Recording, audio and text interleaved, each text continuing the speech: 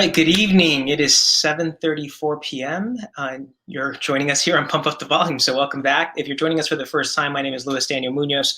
I'm a medical doctor, also entrepreneur, and previous independent gubernatorial candidate in the state of Rhode Island back in 2018, which seems like ages ago with COVID now, obviously having impacted the world. I'm joined today by two out of three of my fellow co-hosts. Mr. Bill Bartholomew could not join us this week, but he'll be joining us again next week. But joining me today is the great Scott Rotunda from 990 WBOP. And Scott, I think I mixed it up again, WBOP 990, or did I do it the right way the first time? I always man. It's like my thing. I don't know why. But yes, Scott, independent media independent media activist in the community, city of Pawtucket and beyond, and always bringing attention to national news and its impact on the local economy and communities. So it's great to have my friend Scott with us, and also my dear friend Pat Ford here, founder of the Coalition Radio Network that we're actually streaming through now. It's great to see Pat's company growing and new shows being added. And also just to point out that Pat is the co-founder of the Rhode Island Libertarian Party. So as you might imagine, we have different personalities, different backgrounds, all coming together to really try to tackle some of the most challenging questions that you're probably asking. Questions about leadership, what's going on, why are things being done? And that's why the show was created, to really push back on the status quo and to try to amplify, these questions and hopefully get more answers to you. The crisis we're facing today, as you know, is not a single crisis, but it is a health crisis that in fact has evolved into an economic crisis. And normally we start the show with about, kind of overview of what the past 7 days have been like. To just summarize it very quickly for you, we continue to face COVID-19, the more infectious, I'd hate to say strand, but I would say, version of COVID-19 has made its way to the US in states as close as New York City. As you know, it's much more transmissible, so it's more easily transmitted between people. And we've seen about a 24% increase in people under the age of 18 being infected with COVID-19. That has huge implications in that we don't really know what that means for what we previously thought was kind of worst case scenario, right? In youth, the assumption was that youth was less likely to end up in the hospital, but with the increased numbers now, my hope is that it stays the same, that youth is less likely to be in the hospital, but we don't know whether that will change. We've seen states like California, specifically cities within states like California, like LA, start to develop crisis policies, I would say, where EMTs or paramedics are now deciding who should be taken to the hospital or not. And that's an oversimplification. There, I would say, legitimate, logical reasons or logical metrics or logical method that has been developed to determine that. Basically, if someone's being resuscitated and you've restored their blood circulation, right, like you can take them. So that's logical, but my concern is that when we start to see any form of ration care in the US, which is plagued by health inequities, the question then becomes, what impact will the existing health inequities with that new methodology have on vulnerable communities that have already been disproportionately impacted by COVID-19? And that is the question that I'm faced with today and moving forward into next week. But there are other things happening nationally and in the state of Rhode Island. And to cover some of the major gaps that I've had on the national front, and also some of the things that I've failed to address on the local front, I'd like to invite Scott to share some of those latest news updates. Sure. Well, I mean, really, the biggest thing that I want to talk about is tomorrow. So tomorrow we have the Congress is supposed to certify the Electoral College results of the election that we had a couple of months ago, but honestly, it feels like a couple of years ago with all of the drama, that has ensued. And believe it or not, over the weekend I saw something. It really shook me. It was one of those things where you say to yourself, "Is this really real life?" I saw that there's a Mr. Lynn Wood. He's an attorney for Donald Trump based out of Atlanta, Georgia. And on social media, he's now saying that not only have Democrats and fake ballots stolen the election from his overlord, but now he's also blaming Republicans for it, up to and including the Supreme Court, which is actually nonpartisan, and the sitting Vice President, Mike Pence. He actually said in a tweet that Mike Pence should be lined up in front of a firing squad and shot for treason. I saw this on another news outlet and I thought it was made up, and I found it and I said, oh my God, this is actually true. And I'm saying to myself, it's a really dangerous place we're at right now, politically and as a society where so many people buy into these conspiracy theories. I mean, let's just think about it for a minute. As Mr. Wood's saying, now, is it more likely that there were fake ballots all over in these battleground states that put Joe Biden into the presidency, yet gave Republicans more seats in Congress, and that all the judges on the 50 plus cases that the Trump campaign team has put forward to allege election fraud, all of them were on this conspiracy too, and all the Supreme Court, which 3 of those justices Trump put there, and then they're in on the conspiracy, and the vice president who ran with him. Is it more likely that those people are all in this big conspiracy, or just that Trump lost? I'm actually calling for Mr. Wood to be arrested for treason. I don't know how that hasn't happened yet. And in fact, tomorrow, I have heard tell that there will be Republican representatives and some senators that may object to some of these results. And I'm going to say this: if they do object and they halt the process, but they do not present facts, actual factual evidence, not a Newsmax article or someone from the John Birch Society, then they should be expelled from Congress. And it's been done before. In the 1860s, we actually expelled 11 members from Congress for supporting the Confederate States of America. And I think what these people will do tomorrow, if they do what they're planning, is no less seditious. And I'm sorry to be a little strong-worded and a little bit long-winded, but it just really bothers me to see this open assault on the foundations of our government. It has me upset. It should have both of you upset and everybody listening upset. Anybody that cares about this country with all its warts, be that notwithstanding, should be absolutely sick to their stomach that this is what's going to try to be pulled tomorrow. Yeah, I mean, thanks for sharing, Scott. It's Pat, you were going to say something? Well, no, I guess it was just my turn to go. I guess we have reached a point where I'm not sure if anyone really knows what the truth about anything is. Think about that for a moment. No one really knows. I am certainly not a conspiracy theorist, or as my friends like to call it, a conspiracy realist. I don't have visions of trucks hauling away boxes of ballots dancing in my head. Or, as one person said to me, large quantities of supplies headed to Los Angeles where they're going to declare martial law tomorrow. I don't have that.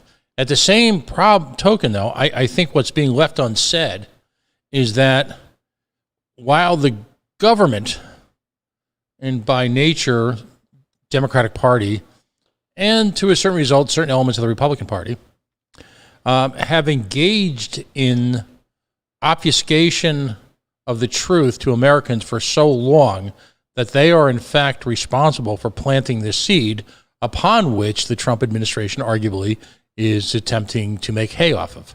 I am not granting a pass at any level to Donald Trump and his administration at all.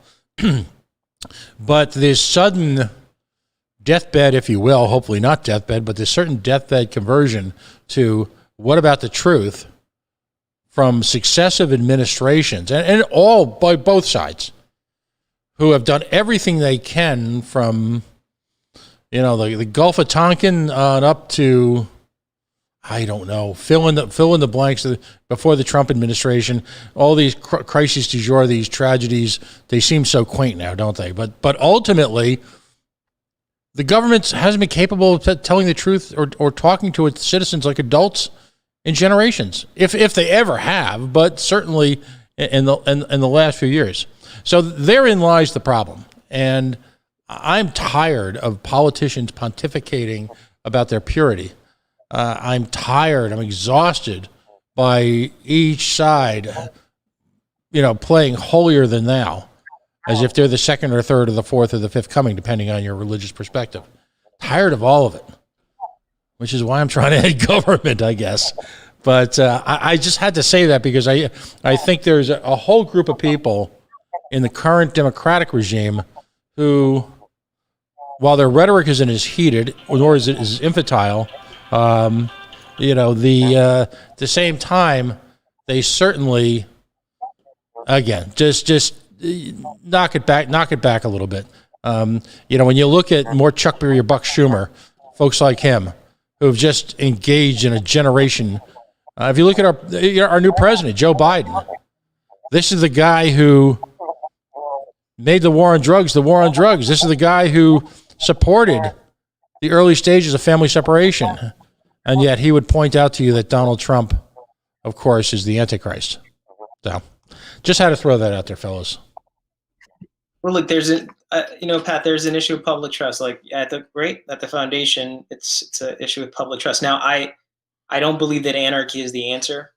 And I think humans will be humans, right? And what I mean by that is ultimately, power corrupts and absolute power corrupts absolutely. And when there's not a checks and balances, when there's not a medium with which the average working person can rise up and stand on the same stage and really challenge these individuals in terms of their elected positions, then what you end up getting is people that think that they're invincible. And just to talk about that and really, what I think there's an element of like these individuals, these politicians, establishment politicians, to be clear, are so disconnected from what it's like to live a normal life that I don't even know if they understand the consequences of their words anymore.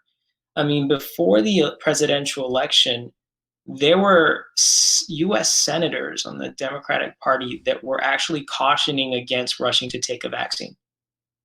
And that has actually carried forward. I mean, there are vulnerable communities. There's a significant percentage of healthcare workers across the country that are hesitant to take at least the 2 vaccines that have been cleared so far. And we're spiraling down, right? It's been so divisive, so hyperpolar that from their perspective, it's a quick comeback, a quick few commercials to patch it up. But from the public's perspective, like you said, Pat, like how do you know what's truth or what's not truth at this point? And we're bombarded with so much data. And those of us on the call, we're used to data, right? I mean, Pat, you're in sales, like Scott, finance. Like we can go through hundreds of product pages, of financial pages, healthcare pages, and we can extract what has been studied appropriately, like the design of a study, the evidence that's presented to reinforce this argument. But the average person doesn't. It's not that they don't have that intellectual capability, but they just don't have the time. They may not be in that line of work where they're accustomed to doing that in an efficient manner. And so all you're really seeing is what Google is placing in front of you or what Facebook is pushing on you based on the algorithms. And it's a sad, place to be. And I want to bring this back home since we were at the national front. We have heard while, not willing to name any sources, and I'm not a mainstream media outlet here, but it's possible. And we've seen the stories, many of those listening today, that the governor may lead to DC. and if there's a position, congratulations. We wish the governor well if the governor were to leave. But what that leaves Rhode Island with is, again, a job half done in this crisis. None of the operations associated with contact tracing or vaccination have been streamlined. There are major questions about health equity, and there have always been questions with this administration and the establishment around the administration, meaning the people that will still stay behind. And with the leader leaving midterm on the second term within at the center of this pandemic, even if the lieutenant governor steps up to the plate, I have real concerns about what is going to happen over the next 24 months here in the state of Rhode Island, specifically around how we handle this crisis. Because you can invest in micro businesses, but if you can't get control of COVID-19, then that investment that you make in micro entities, which I'm all for, is going to be a lost investment, because this can spiral out of control if we don't, again, mitigate the spread, continue to mitigate, track more effectively, and vaccinate as many people as possible, that at least can lead up to that 60 to 65% of the population if you want to go by herd immunity theory, right? Because that would be, but right now at this pace, we wouldn't even get to that percentage by the end of next year, of this year. So that's concerning. So bringing it back home, I want to give it back to Pat and Scott at this point. What is going on in Rhode Island? What have you heard? And what is your biggest, concern for the next 3 months if what you're hearing, in fact, comes to fruition? So we can maybe this time start with Pat, and then we'll go to Scott. Well, I frankly don't think it can get any worse. With Governor Raimondo leaving, it becomes Governor McKee. Lieutenant Governor McKee has, despite, in my mind, occupied a useless position, he has displayed, through sheer force of will over the last 8 or 9 months or so, the duration, if you will, of the crisis, a remarkable sensitivity towards the plight of small business. And as a result, having been a business person himself being well educated, full disclosure, I live in Cumberland. He was our mayor for several years, did a pretty good job in a difficult environment. I think he's much better equipped to deal with the impending business economic collapse of Rhode Island. He's got to, at this point, there is a complete lack of public confidence, if you will, in the business sector, which is ironic because Axios went online and it said she's going to get the commerce job because of her connections with business. So I, of course, me being just the child I am, I tweeted out to Axios, did they actually interview anyone in Rhode Island in the business community? And, as you can imagine, we got crickets, except from one gent who I guess was one of the people they interviewed. And, of course, he's a Jenner fan. And so I asked that gentleman, well, what business do you run? And he said, it's none of your business. And I said, well, there you go. No one was asked in the business community. And the problem is that the perception, and we all know in the age of Reagan, right, perception became reality. The perception is that no matter what you do, there is going to be a constant reoccurrence of this plague, and that by and large, these intermittent, arbitrary, and capricious shutdowns of businesses had really no impact whatsoever. The masking and the social distancing, I think cooler heads would say that there is certainly impact there, and there's no desire to have these businesses, as evidenced by the business people themselves, go to an environment which would flout that. What business people have been asking for, screaming for, crying for, and now kneeling for is some type of common sense, because there isn't. At this point in time, I'm convinced they're basically playing, paper, rock, scissors, or whatever it is, to determine who's going to get screwed in this next round of shutdowns. So I actually, I'll miss Gina, and I'll miss my special afternoons with her once a week. With Dan York probably going to become the new press secretary on a McKee, Mayor McCheese, as we call him in Cumberland administration. I don't know if I'll have quite the fun I will, because Dan York hated the fact that independent media people showed up at these events. We're the junior varsity, according to him. I think there's an opportunity for balance there and a fresh start, which can mean a lot of things. What do you think, Scott? Well, what I think is that if the speculation does hold true, it is a very clear example of what I like to call failing upward. To build on what you said, Pat, with, as you said, and I think you nailed it, arbitrary and capricious shutdowns of business, crippling small businesses, and then being not let out of office in shame, but in fact promoted, if you will, to something on the national stage dealing with commerce is just classic failing upward. The other thing that I worry about in the next couple of months is I read somewhere that they're saying that it could take up to 2 years to have enough vaccine to vaccinate everyone in Rhode Island. And I mean, how disheartening is that? And I'm really having trouble wrapping my mind around the fact that we had such a historically quick vaccine rollout. I mean, it's just a little bit short of miraculous that we have a vaccine 10 months after this pandemic, right? 10 months to make the vaccine, and then 2 years to fully vaccinate the smallest state in the union. I kind of don't know what to say. I think the other term is Peter Yeah, principle. yeah, Rise and to, I saw that article, Scott. I mean, again, that would be every single person to get to 65% feasibly if everything runs smoothly and we get the distribution challenge under control. Could be by the end of this year. But everyone continues to weigh on this idea that we don't have a plan, we don't have a national plan, and I can't disagree with that. We don't, but this is why we have the structure of government we have, right? So the governors, and we've seen it in New York done around PPE, can step in and figure out ways of making it work. And I'm just amazed at not that these discussions aren't happening, but that there isn't a public push for whatever plans the administration may have considered to be put out there to the people. Because as you know, a lot of this is optics and politics. And the governor's been in a unique position to rally the communities around what would be a good plan, what would be the right plan. And it hasn't happened.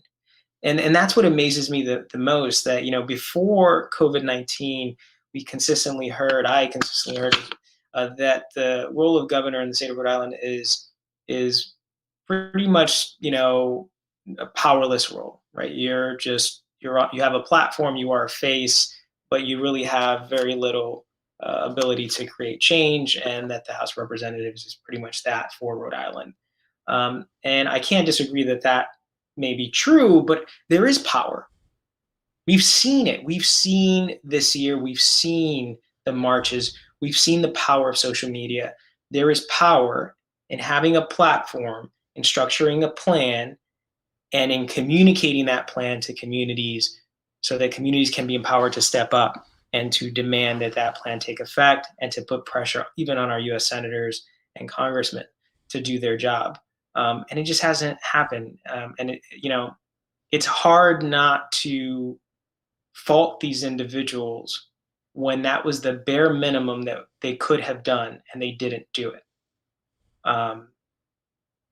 So anyway, I digress. That's just a moment of reflection for me. And moving forward, here we are at about 27 minutes.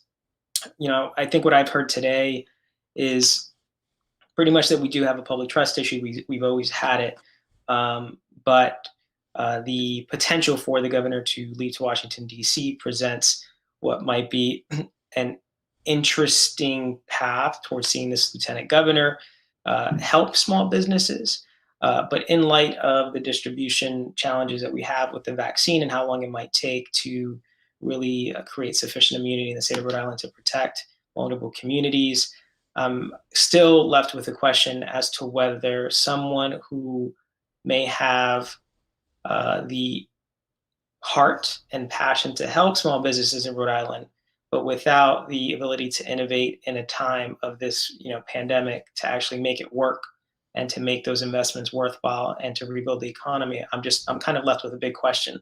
Like, how do we actually start rebuilding without a more robust plan that is not only solely focused on rebuilding and helping the local economies, which has to be a part of it, but also in just taking care of the healthcare crisis, and not just taking care of it, but making sure that this never happens again in the state of Rhode Island. So that's my kind of ending take. And so for the last few minutes here, I want to do as we always do, just kind of open up the floor. We can start with Scott now. Just Scott, if you want to take some time, share your final thoughts, and then share anything that you're going to be doing over the next week, so that listeners can go and listen to you as well. Yeah, thanks so much. I really enjoyed the conversation tonight. I think we got on a lot of topics, which is a very good thing. You can catch me Mondays from 8 to 9 p.m. on 990WBOB.com, and all of my past episodes are there too. Just this last week, I spoke with Chaz Kalenda yesterday, who's going to be running for Attorney General in 2022, and a good friend of mine, Ray Davis, just talking about how we can bridge this divide that we have right now in the U.S. with this us versus them. And if you're in the us group, you're the paragon of virtue. And if you're in the them group, you're a demon from hell. How are we going to bridge that? I have some upcoming shows that are going to, again, touch on a variety of topics. I'm going to be handling, have someone talking about addiction. I'm going to have someone talking about workplace bullying, which is something that still happens today, unfortunately. And I've got a variety of other topics. I have, believe it or not, I have a clairvoyant coming on at some point. So if you want to call in and learn a little bit about your future or talk to someone from the other side, well, I got a little bit of that too. I'd like Awesome. to. Thanks, Scott. Sorry.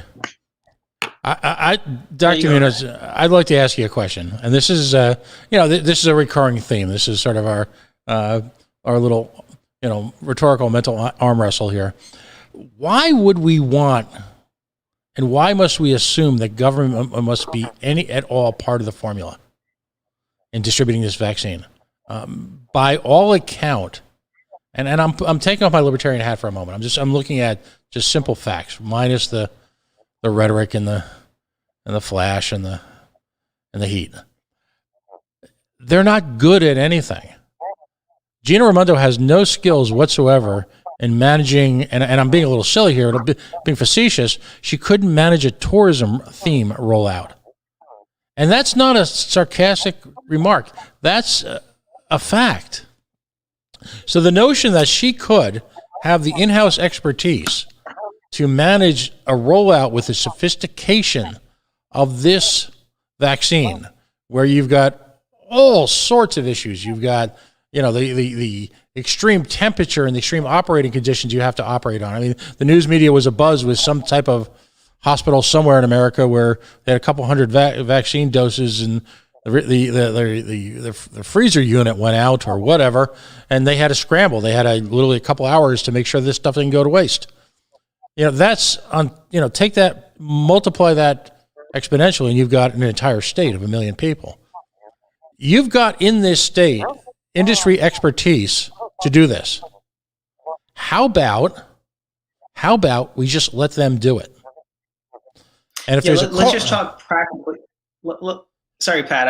I do want to make sure that I know you have other shows, and I just want to make sure that we get to arm wrestle just a little. So what I would say here is, we live in a democratic society, right? And so these individuals that are not equipped to handle this type of crisis, or fundamentally to even understand healthcare or disease or healthcare supply chain, those individuals were elected by the people. We have a governor that, despite concerns after the first administration about a lack of consideration of health equity and just other equity issues as well, was reelected, even by communities that are suffering from those inequities. Now, people have a right to vote for whoever they want to vote for, but we all have a responsibility and have contributed across the country and within the state of Rhode Island to this response, even if it's indirectly. And so hopefully we can take accountability for that and then do something about it in 2022 and just generally beyond.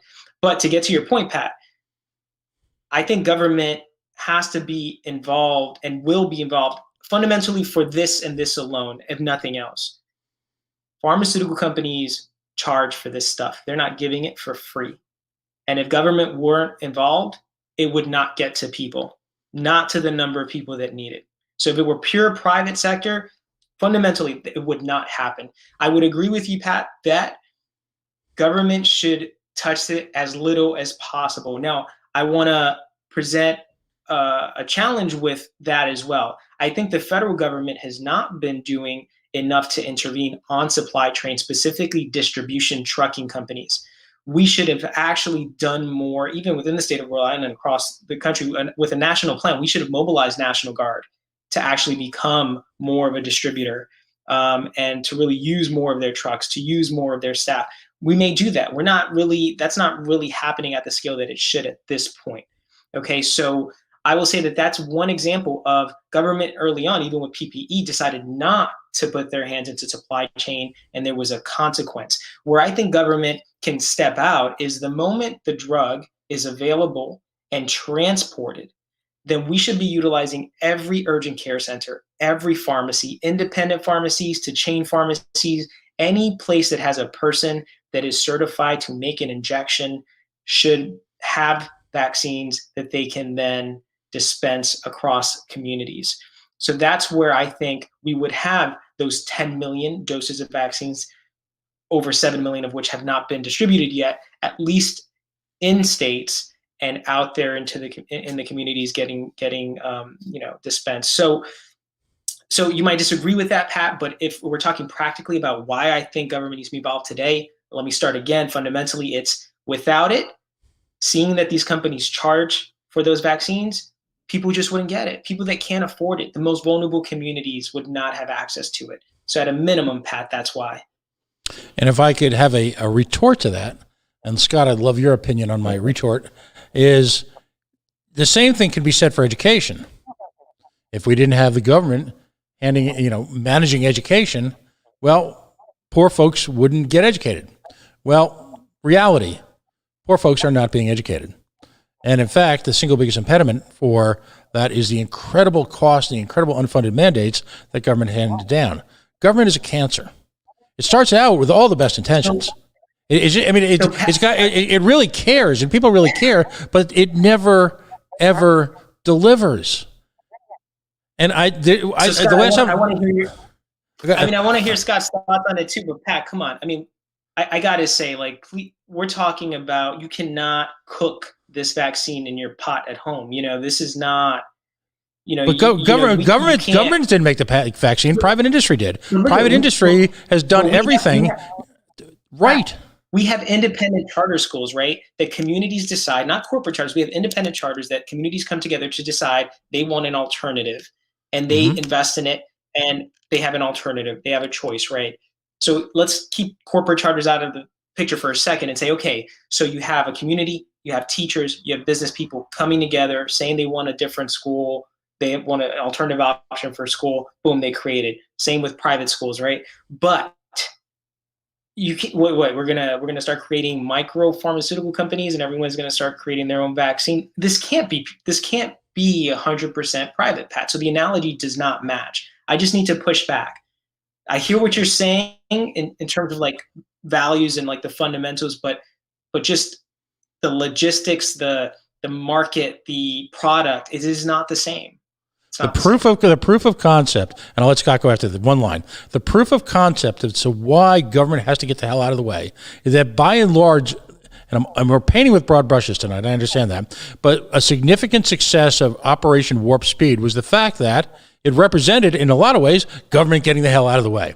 So ultimately, the reason why private delivery of these vaccines will be ultimately more effective is if, in fact, because they've got an incentive to do it. Profit is not a dirty word. Profit's what hires people, pays people, and creates improvements in people's lives. Capitalism is the mechanism by which the individual can realize their full human potential, and it's certainly not government. I'll turn it over to Scott. What do you say, Scott? You're the referee here. Somewhere in the middle on this. I would say, in the case of government getting involved, I would say, the road to hell is very often paved with good intentions. Using the tangent of education, with the government being involved to make sure everybody had access to education. But you're right, then you have the unfunded mandates and the this and the that they get in the way. So I certainly see your point there. And you're right, profit is not a dirty word, but at the same point, we do need some sort of mechanism to make sure that the poorest and the neediest, if you will, do have access to it. I would hate for there to be a situation where there's people that need this vaccine and can't get it simply because they can't afford it. We're not talking about a nose job here. You might say, I need a nose job and I can't afford it. That's one thing. But a COVID vaccine, it's a need and it's not a want. So I would say I fall somewhere in the middle. But we've had 9 months to prepare for this rollout. Let me also say, Pat. Your turn. Let me also say, Pat, there are equity issues that, yes, government has not addressed, but even less so has private industry addressed. So at least with government, even if it is an opportunity that communities have not fully taken to actually use their power to place people that care inside of many of these positions. And there are people that care at the local level. There are people fighting, but overall, I don't think they're the majority because we're clearly not seeing the changes that we should be seeing. So my point is, at least there is a mechanism for once communities understand that they could mobilize and make a change. Government is a mechanism to enact that. Private industry is not. You're not going to go to Pfizer and convince Pfizer that they should develop a policy for how they're going to sell their product at lower rates to the most vulnerable communities and have Pfizer agree with that without there being some type of government incentive. Now, I don't necessarily agree that I don't agree that it should be like that, but ultimately that's what we've seen. That is what we have seen in industry. And just to point this out, Pat, when things go wrong with drugs and there are recalls, private companies primarily, do what they do to get that drug back for liability purposes and for regulatory reasons. So the experiment in theory of a purely driven private sector healthcare response here, I just want you to understand that in that thought experiment, you have to consider what it would look like if there were no potential repercussions when things go wrong. Because right now, government is the only mechanism, the only instrument that is used to address things when they go wrong in the pharmaceutical industry. Well, to reply to that, so your fear, legitimate fear, is that people of lesser means will not be given access to this potentially life-saving vaccine. Guess what? Right now, hardly anybody is. Your fear with education is, of course, that there will be grotesque inequities. Well, guess what? Government has basically locked that in. We've talked a number of times about the ability to develop community health centers. Guess what? Everything government has touched in terms of community health, in terms of health process in general, has been an expensive failure. And they rebuffed and worked overtime to prevent private companies coming in with their own risk capital to provide alternatives for that in Rhode Island. So as a result, we have nothing. So the problem is that I get your point, and I'm not saying that there isn't some role for government to intercede. That's called the court system. But right now, hardly anyone's getting the medicine. It's being lost. It's being delayed, on and on and on. There's all sorts of excuses for it. So we've got inequity across the board. And government had 6 months. Let me just finish. One long line. Government had 6 months to get schools ready for this fall semester. They failed miserably. Government had 9 months to get together a distribution plan. They failed miserably. Are we starting to see a track record here? So, Pat, I've been pushing back on everything. I've been not on what you're saying. I have been,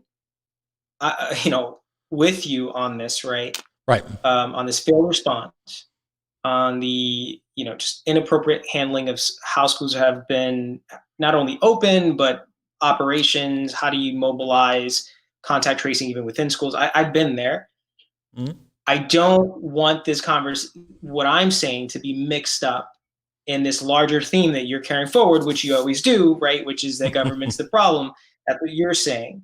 Right. What I am saying, Pat, is that at the end of the day, we need practical solutions. And if you're going to call out the problems, then call out the fact that the supply chain right now is private industry driven, mm-hmm. and it has failed.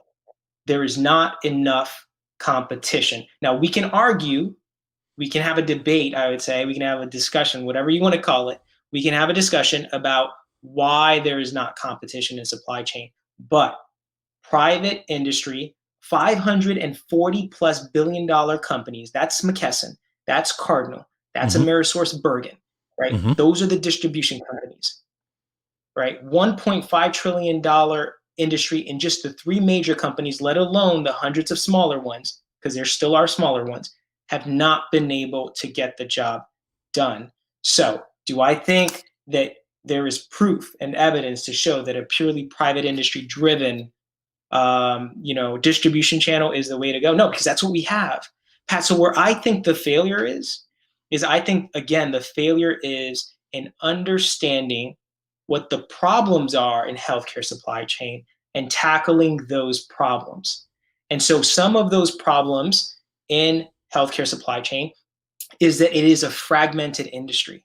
You have public hospitals, you have private hospitals, you have independent practices, you have urgent care centers, you have pharmacies, you have the intermediaries that negotiate the deals between each of those healthcare institutions, and each is negotiating on their own behalf and not in unison. So when the crisis began, there was an opportunity to develop not only a guideline, but a clear protocol as to how institutions, even if they were different in terms of the markets they serve, had to pull together and conduct what might be called cooperative bids, right, to access resources. New York City began to do this in general. That's when it took control. And then towards the end, it started to team with other states. But that didn't spread across the US. So my point, Pat, is it was a failure of leadership. Now, you could say if there was a Elon Musk version of a healthcare supply chain figure that everybody would listen to and brought everyone together, yeah, sure. In that hypothetical world, it could have worked. But that wasn't the case. Instead, we had governors, we had the president, and we had the senators and congressmen, everyone in between. And at the end of the day, they couldn't pull it together. Right. So so I just want to make it clear, like, that is the challenge. There was an opportunity and no one took it. But private industry is just as much to blame. Well, there's two problems with that. And I agree with you. But there's two problems there. Number one, you've got ample opportunity even before COVID to get government is the force that has interjected all these arbitrary, if you will, price negotiations by putting people, intermediaries, in the middle of this, and government is the one who is you talk about the fear of private industry. Well, government's the one that's backing up the whole notion that these guys can operate without fear of lawsuit. How is it that you can make a vaccine in the United States of America in the year 2020 and be indemnified from lawsuit? So tort reform, lawsuit reform, all of a sudden, private industry, which you believe can seemingly act, without fear of recrimination, has to worry about, getting their butt sued. What's the common denominator in all of this institutionalized failure? I'm sorry, buddy. It's well-meaning but incompetent government. All right. So, look, I hear what you're saying, Pat. We can have a long discussion about tort reform. We can talk about we can talk about Texas versus Maine. We can talk about states that lack tort reform. Let's acknowledge the fact that states that don't have any form of tort reform, you see an increased number of settlements. And whenever there's an increased number of settlements in companies, those companies will make sure that they can cover their bottom line by increasing the price of their products. And if they're insurance companies that are covering those settlements by increasing the price of their premiums. So no matter which way you cut it, whether you have tort reform or not, we end up having to pay. I say we, it is people. Consumer, so absolutely. Significant, right. But I just want to make it clear that the decision that a company makes when it's settling, cases so that they don't enter into litigation to increase the price of their product is a private industry driven strategy. So I Pat, you and I have been, while certainly it's clear where we draw the line, that I'm very practical, and I do think that there is a balance. And what I'm trying to say here, Pat, is if we're going to place blame and we're going to acknowledge faults, let's do it fairly across the board. Fair enough. All right. So we're a little over today, Pat. I appreciate your getting us into this. For anyone listening, I hope that was an entertaining intellectual arm wrestle. And looking forward to having everyone back here on Pump Up the Volume next week. As you know, things are changing.